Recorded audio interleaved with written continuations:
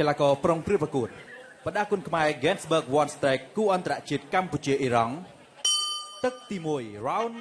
1បាទសូមជម្រាបទស្សនាការប្រកួតបាទគូដណ្ដើមប្រាក់លានបាទ Gensburg One Strike បាទក៏ជាគូឯកប្រចាំសប្តាហ៍ហើយក៏ជាគូចុងក្រោយផងដែរបាទក្នុងថ្ងៃនេះបាទកីឡាករអ៊ីរ៉ង់បាទគឺ Masoud Mokhtarov បាទរីឯកីឡាករកម្ពុជាយើងបាទទៅតាមិនប្រាប់ឈ្មោះបងប្អូនគាត់ដឹងដែរបាទនាយសង្ហាគុណខ្មែរបាទចាក់ឆ្វេងពីម៉ាស៊ូត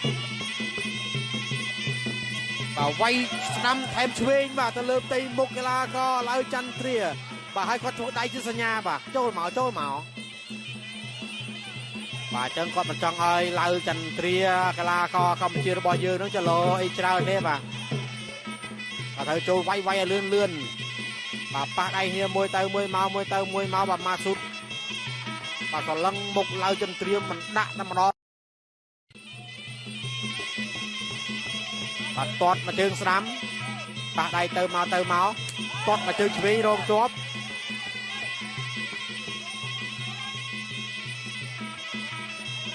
ប៉ះដៃចុះឡើង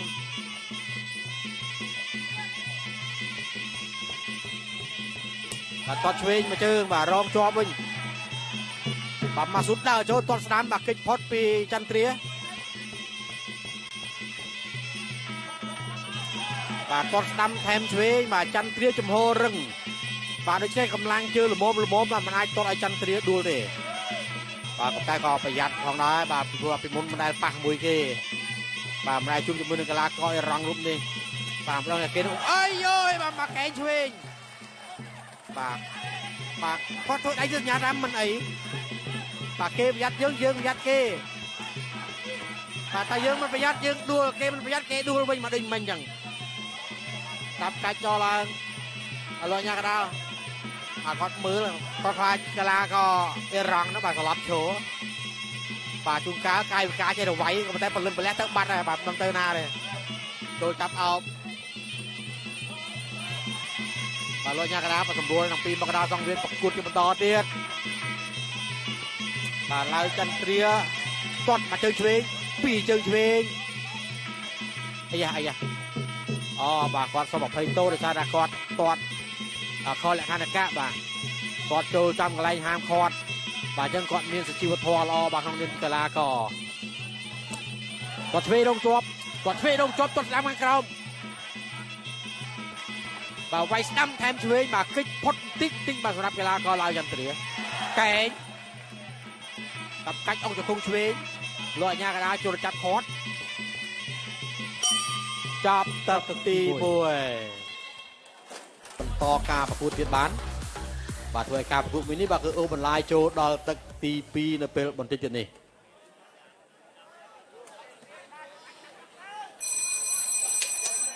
នៅទឹកចេញក្រៅ Second Round បដាគុណខ្មែរ Gensburg One Strike គូអន្តរជាតិកម្ពុជាអ៊ីរ៉ង់ទឹកទី2 round 2បាទទស្សនាការប្រកួតបន្តទៀតបាទ Gensburg One Strike បាទគូចុងក្រោយបាទគូឯកប្រចាំសប្តាហ៍បាទការប៉ះគ្នារវាងកីឡាករឡៅចន្ទ្រាបាទហើយនិងកីឡាករអ៊ីរ៉ង់ម៉ាស៊ូតបាទចូលដល់ទឹកទី2បាទចឹងចូលដល់ទឹកទី2នេះបាទគឺឡៅចន្ទ្រាបាទជាលេងដកស្រង់បបិសោតអីហើយបាទពីព្រោះដឹងថាកីឡាករមកពីអ៊ីរ៉ង់បាទគាត់នឹងខ្វះខាតចំណុចណាមួយនៅលើដងខ្លួនរបស់គាត់បាទចឹងប្រហែលជាអាចនឹងផ្ដាច់យកបាទក្នុងទឹកទី2នេះបាទឬទឹកទី3ឬក៏ទឹកណាមួយបាទក្នុងចំណោម5ទឹកនេះក៏ថាបានក៏តែបើសិនជាកីឡាករអ៊ីរ៉ង់នេះរឹងដែរគេរងជាប់ដែរបាទអាចនឹងអូសបន្លាយពេញ5ទឹកក៏ថាបានបាទអញ្ចឹងបាទទស្សនាទាំងអស់គ្នាបាទវាយឆ្វេងទាត់ឆ្វេងបាទវាយឆ្វេងថែមស្ដាំបាទចូលចាប់អោបបាទលោកអញ្ញាកណ្ដាលបាទអូតភូថងបាទសម្រួលទាំងពីរមករាសង្វៀនប្រកួតបន្តទៀតម៉ាស៊ូតញាក់ចុះឡើងបាទទាត់មកជើងស្ដាំមកទៅលើចន្ទ្រាវាយឆ្វេងថែមស្ដាំចូលមុខបាទចាប់អោបបាទព្យាយាមក្រៀកកបាទលោកអញ្ញាកណ្ដាលថា stop ប្រកួតបន្តទៀតចន្ទ្រាទាត់មកជើងឆ្វេងបាទចូលគល់ផ្លូវ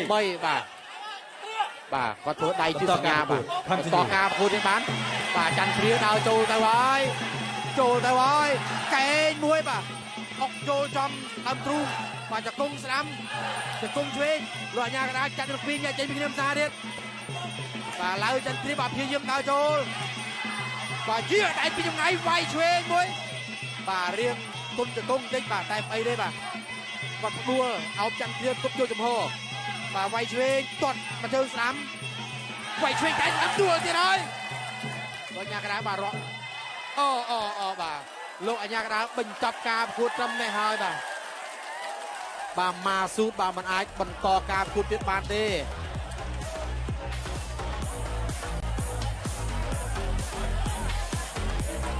បាទអញ្ញាកណ្ដាលបញ្ចប់ការប្រកួតបាទគាត់ធ្វើកាយវិការបាទនៅតែមិនទាន់ថាមិនទទួលស្គាល់បាទមិនទទួលស្គាល់ក៏ប៉ុន្តែតាមព្រឹកស្មារតីរបស់គាត់បាទគឺមិននឹងណូបាទមិននឹងណូទេបាទហើយមួយទៀតបាទគឺយើងមើលឃើញរបួសមាត់របស់គាត់បាទពេលគាត់ពុលមកបាទគឺគាត់បាទមានលិខិតមកជាមួយបាទយើងមកមើលរូបភាពយឺតសារជាថ្មីបាទការប្រើកែងត្រង់នេះពីឡៅចន្ទគ្រាបាទល្អមែនទែនបាទរូបភាពមួយ angle ទៀតបាទនេះអូយបាទ